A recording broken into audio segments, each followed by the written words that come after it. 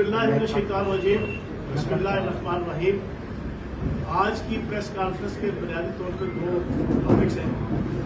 एक तो जो इम्पोर्टेड हुकूमत के प्राइम मिनिस्टर शहबाज शरीफ साहब और उनकी हुकूमत ने महंगाई का तूफान बदतमीज़ी इस वक्त पाकिस्तान में गरम हो गया है, कुछ उसके हवाले से आपके सामने बात करनी है।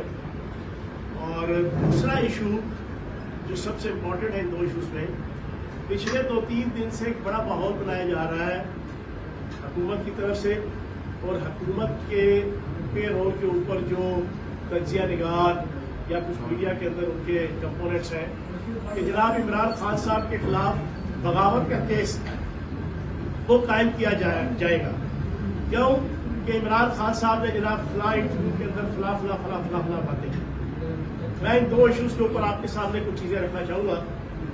पहली बात तो ये है कि सारी दुनिया जानती है कि पाकिस्तान तहरीके इंसाफ की हुकूमत ने 3.5 साल की हुकूमत के अंदर पाकिस्तान की इकॉनमी को, पाकिस्तान की मईशत को जो मजबूत बुनियादों पे कायम किया था, उसकी वजह से आज से 3 महीने पहले इमरान खान साहब ने ये ऐलान किया था कि हम 30 जून तक पेट्रोलियम मसनूआत में इजाफा नहीं करेंगे, क्योंकि पेट्रोलियम मसनूआत के अंदर जो इजाफा होता है उसका डायरेक्ट इम्पैक्ट बच्चों के दूध से लेके, बूढ़ों के बुढ़ापे से लेके, जवानों की जवानी से लेके, गरीब की रेहड़ी से लेके, अमीर की जनाब आड़त से लेके हर चीज़ के ऊपर असरअंदाज होता है।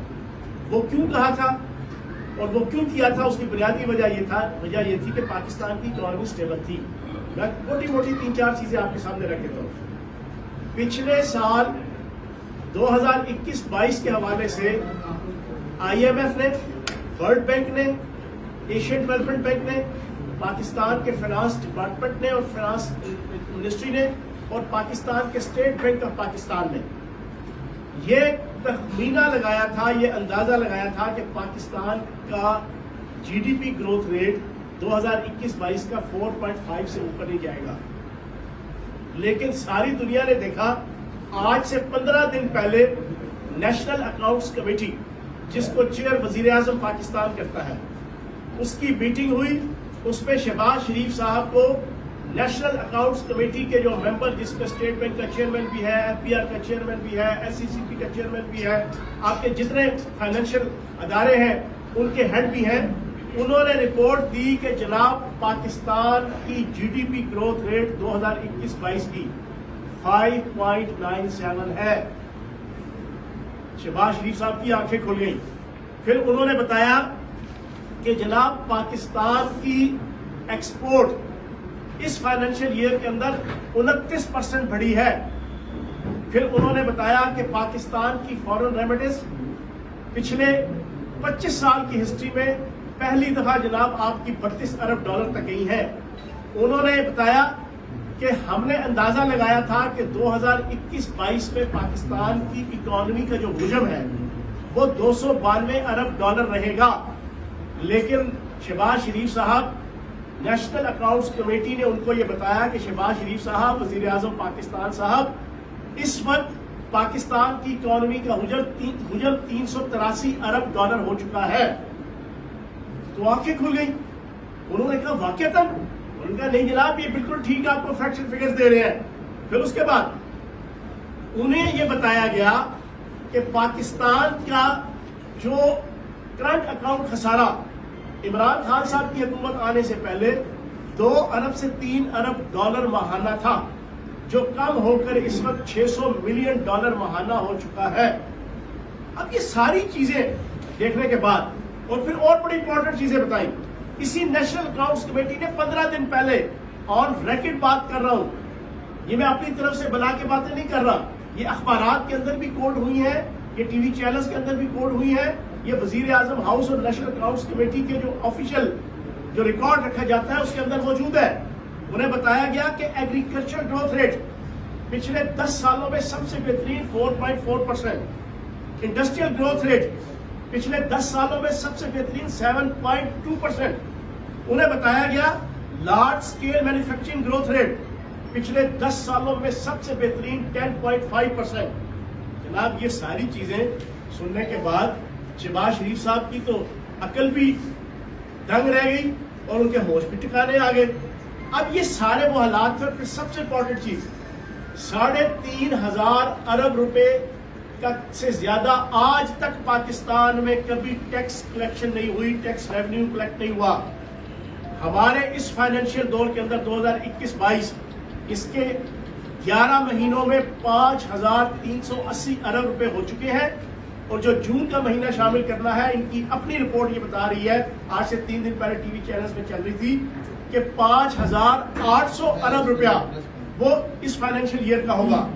हमने टारगेट रखा था 6,500 अरब का, और अगर हमारी हुकूमत और इमरान खान साहब की हुकूमत रहती तो ये 6,500 अरब पाकिस्तान की तारीख में पहली दफा डबल, कहां 3,500 पिछला हाईएस्ट होता था और कहां ये 6,000 6,500। ये वो हमारी इकोनॉमी की सूरत हाल थी जिसकी वजह से इमरान खान साहब ने 450 अरब रुपया सब्सिडी दी थी पेट्रोलियम मसनूआत में, तब जाके आवाम के लिए ये सारा रिलीफ आया था। लेकिन मैं अफसोस से कहूंगा कि शहबाज शरीफ साहब की सारी सलाहियत, शहबाज शरीफ साहब की सारी वो झूठा प्रोपेगेंडा जो पिछले 30 साल से अरबों रुपए लगा के, और पिछले 10 सालों में जो इनकी हुकूमत थी पंजाब में 50 अरब रुपया लगाकर पूरी पाकिस्तानी कौम को ये समझाया गया, बतलाया गया, उनके जहनों में डाला गया कि जनाब शहबाज शरीफ से बेहतरीन एडमिनिस्ट्रेटर कोई नहीं, शहबाज शरीफ से बेहतरीन पंजाब स्पीड कोई नहीं, शहबाज शरीफ की मर्जी से कोई मच्छर पर नहीं मार सकता, शहबाज शरीफ की मर्जी से कोई मक्खी पर नहीं मार सकती, शहबाज शरीफ से बेहतरीन जनाब कोई मैनेजर नहीं है। ये एड्स के जरिए से 50-52 अरब रुपए के हमें ये बताया गया। लेकिन भाई ये तूने क्या किया, मुझको भी फाश कर दिया। नहीं तो एक राज था सीनाए कायनात में। इस 2 महीने की प्राइम मिनिस्टरशिप ने उस झूठे प्रोपेगेंडे, उस फेक प्रोपेगेंडे, उस सूडो प्रोपेगेंडे, उस 2 नंबर प्रोपेगेंडे को बिल्कुल फ्लॉप करके रख दिया, और शहबाज शरीफ की इंतजामी सलाहियतें और कायदाना सलाहियतों को छुस फुस और ठुस करके रख दिया। और इन 2 महीनों के अंदर जो पाकिस्तान की सूरत हाल है वो आपके सामने है। 60 रुपया एक हफ्ते के अंदर पेट्रोलियम मसनूआत महंगी, 47% बिजली महंगी, और आज 45% आपकी गैस महंगी, और पाकिस्तान का दिवालिया होने के करीब ये सूरत हाल है।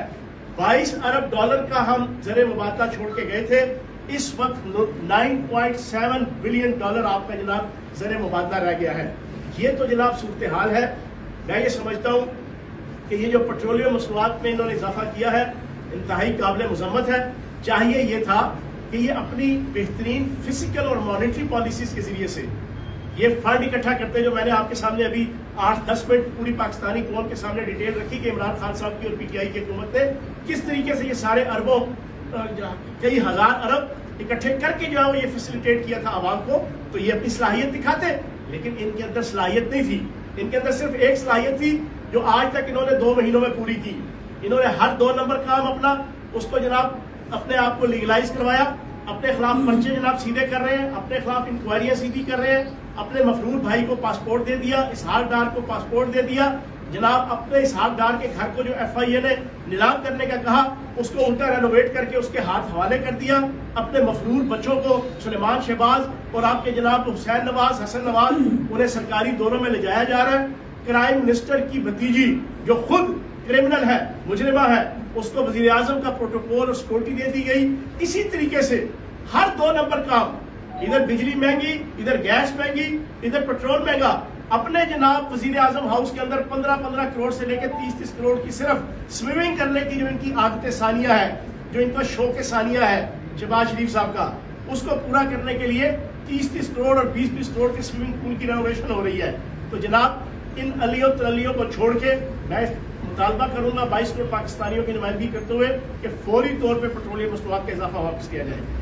दूसरा सबसे इंपॉर्टेंट इशू, कहते हैं इमरान खान साहब ने इंटरव्यू दिया, उसके अंदर उन्होंने कहा कि आलमी ताकतें जो है वो पाकिस्तान के 3 टुकड़े करना चाहती हैं। जनाब बड़ी गलत बात कह दी, और उन्होंने कहा कि पाकिस्तान दिवालिया होने के करीब है, और आलमी ताकतें और मुल्क दुश्मन ताकतें ये चाहती हैं कि पाकिस्तान दिवालिया हो।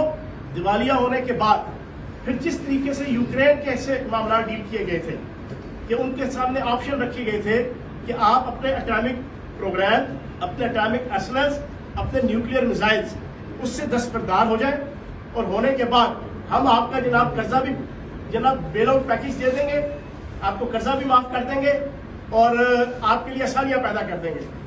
خان صاحب نے پوری ہسٹری کے ساتھ ایک چیز رکھی، اس کے اوپر بڑا شور اور بڑا واویلا، حالانکہ یہ بات 1995 سے سٹارٹ ہوئی ہے۔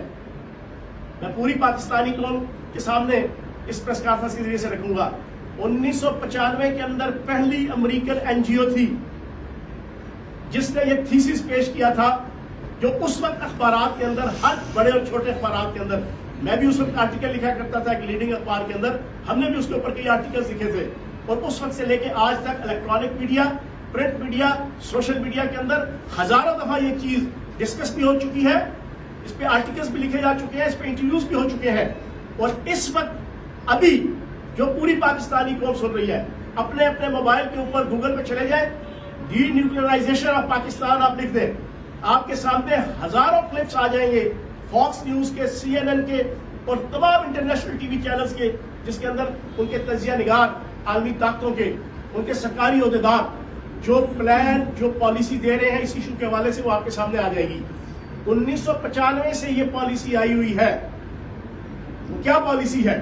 وہ پالیسی یہ ہے کہ ایٹم بام رکھنے والا پاکستان، ایٹم بام رکھنے والا اسلامی ملک، نیوکلیئر ارسنلز رکھنے والا اسلامی ملک، میزائل ٹیکنالوجی رکھنے والا اسلامی ملک، دنیا کی سب سے امپورٹنٹ جیوگرافیکل سٹیٹس رکھنے والا اسلامی ملک، اس سے لڑائی نہیں کی جا سکتی، اس کو نقصان پہنچانے کا یا اس کو ناکام اور نامراد، نعوذ باللہ معاذ اللہ کرنے کا ایک ہی طریقہ کار انہوں نے طے کیا کہ اس کو اکنامکلی اتنا ڈی اسٹیبلائز کر دو کہ یہ اپنے پاؤں پہ نہ کھڑا ہو سکے اور اس کا دیوالیہ ہو جائے، اور جب یہ دیوالیہ ہو جائے تو پھر اس کے بعد عالمی طاقتیں اور عالمی ادارے وہ اس کے ساتھ ڈیل کریں گی، اور ڈیل کی صورت میں سب سے پہلے وہ پاکستان کے نیوکلیئر پروگرام سے جو ہے وہ اس کو دستبردار کروائیں گی، اور اس کو دستبردار کروانے کے بعد پھر ساری پالیسی اور اسٹریٹجی ان تمام الیکٹرانک میڈیا، پرنٹ میڈیا کے اندر، انٹرنیشنل، نیشنل، ریجنل لیول پہ وہ ساری دنیا کے سامنے ہے۔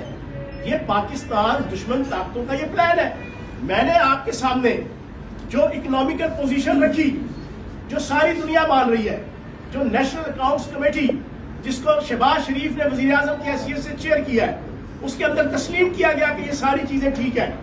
2 سال کے کرونا وائرس کے پینڈیمک کے باوجود 3.5 سال اس آل پاکستان لوٹ مار ایسوسی ایشن اور اس انجمن غلامان امریکہ جو اس وقت حکومت کی صورت میں موجود ہے، ان کی 3.5 سال کی اپوزیشن کے باوجود ہر روز short march, long march, destabilization حکومت کی، اس کے باوجود پاکستان اکنامکلی مضبوط ہوا۔ 3.5 سالوں میں پاکستان کی اکانومی بہتر ہوئی، پاکستان کے تمام میکرو لیول انڈیکیٹر اکانومی کے وہ بہترین اور ٹاپ کلاس ہوئے۔ پاکستان کا ٹیکس کلیکشن ہسٹری میں 3,500 سے 6,000 ارب تک گیا۔ یہ سارا کچھ کیوں ڈی اسٹیبلائز کیا گیا؟ یہ ساری اتنی اچھی پرفارمنس کے باوجود حکومت کو کیوں ہٹایا گیا؟ اس کے پیچھے یہی ایجنڈا ہے کہ پاکستان کو ڈی اسٹیبلائز کرو، پاکستان کی اکانومی کو ڈی اسٹیبلائز کرو، پاکستان کی معیشت کو، معاشرت کو۔ جب اس کو ڈی اسٹیبلائز کرو گے تو اس کا پہلا نقصان پاکستان کی فوج کو، پاکستان کے اداروں کو، پاکستان کی ریاست کو ہوگا، اور جب ان کو نقصان ہوگا اس کے بعد عالمی ملک دشمن طاقتیں پاکستان کو اپنی مرضی کے مطابق جو ہے نا پھر ڈیل کریں گی۔ اس پورے انٹرویو کے اوپر یہ کہتے ہیں، کون کہتا ہے کہ جناب بغاوت کا مقدمہ، یہ آپ کا بلاول زرداری ہے۔ اس کا بیان یہ میں ٹی وی چینل سے اور اخبارات سے اٹھا کے آپ کے سامنے رکھ رہا ہوں، آج سے کچھ ماہ پہلے ہی۔ اس نے کہا بنگلہ دیش بنا، کل سندھو دیش بنے گا، پھر سرائکی دیش بھی بن سکتا ہے۔ یہ بلاول زرداری تقریروں میں بولتا رہا ہے۔ کون کہہ رہا ہے پاکستان کے اوپر بغاوت کا پرچہ، عمران خان کے اوپر بغاوت کا پرچہ؟ یہ بلاول زرداری، یہ چھوٹو زرداری، اس کا باپ آصف زرداری، ان کا پپٹ جناب آپ کے مراد علی شاہ، اور وہ مراد علی شاہ جس کا اگلا بیان دیکھ لیں، اسمبلی کے اندر کھڑے ہو کے کہتا ہے ہمیں پاکستان کا حصہ سمجھو، ایسے حالات پیدا نہ کرو کہ کچھ اور سوچیں۔ یہ مراد علی شاہ یہ کہتا ہے کہ عمران خان کے اوپر بغاوت کا پرچہ کاٹا جائے۔ اور کون کہتا ہے بغاوت کا؟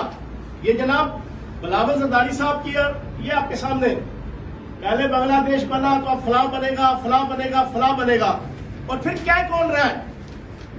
وہ نون لیگ، وہ بیگم صفدر امان جس کا پپٹ اور جس کا فرنٹ مین میاں جاوید لطیف، جس نے ساری دنیا کے سامنے پچھلے سال کہا کہ اگر نواز شریف کو کچھ ہوا، اگر بیگم صفدر امان کو کچھ ہوا تو ہم پاکستان کھپے کا نعرہ نہیں لگائیں گے، جو آج وزیر بنا ہوا ہے۔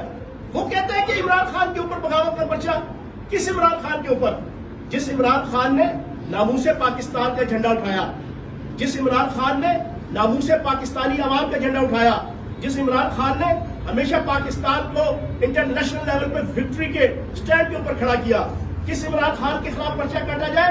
جس عمران خان نے پاکستان کی عوام کی عزت اور غیرت، اس کی سربلندی کا جھنڈا اٹھایا، جس عمران خان نے پاکستان کو اکنامکلی اتنا مضبوط کیا، جس عمران خان نے انڈیا کے مودی کے ساتھ کسی انٹرنیشنل فورم میں کونوں خدروں میں جا کے خسر پسر نہیں کی، جس عمران خان نے امریکہ کو صاف کہا کہ ہم اسرائیل کو تسلیم نہیں کریں گے جب تک فلسطینیوں کو ان کا جائز حق نہیں مل جاتا، جب تک فلسطینیوں کو ان کا جائز سولوشن نہیں مل جاتا، اس عمران خان کے خلاف بغاوت کا پرچہ کرو گے؟ تم اپنے گریبان میں جھانکو، اتنی نہ بڑا پاکی دامہ کیے قائد، دامن کو ذرا دیکھ، ذرا بندے کبا دیکھ۔ تو جناب والا کان کھول کے سن لیں، جو لوگ یہ کہہ رہے اس انجمن غلامان امریکہ کے لوگ کہ عمران خان کے خلاف بغاوت کا پرچہ ہوگا، عمران خان پاکستان کا ہیرو ہے۔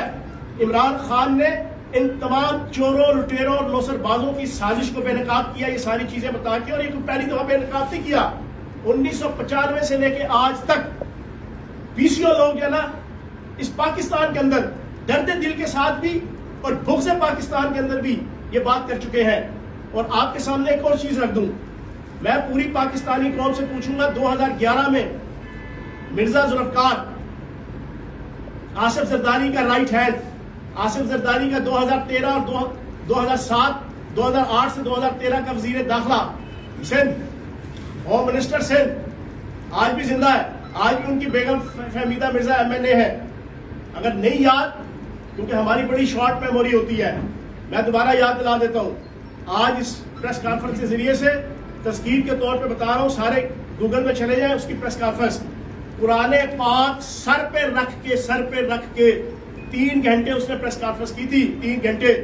اس پریس کانفرنس کے اندر اس نے قرآن پاک سر پہ رکھ کے کہا تھا کہ مجھے الطاف حسین اور آصف زرداری نے بلا کر یہ کہا تھا کہ عالمی طاقتوں کا ایجنڈا ہے کہ ہم نے پاکستان کو ڈی اسٹیبلائز کر کے ہم نے نعوذ باللہ معاذ اللہ میرے منہ میں خاک، ہم نے اس کو 3 حصوں میں تقسیم کرنا ہے۔ تو جناب ہم ان کے ایجنڈے کے راستے میں رکاوٹ نہیں بنیں گے، تم بھی اس کے مطابق کہو۔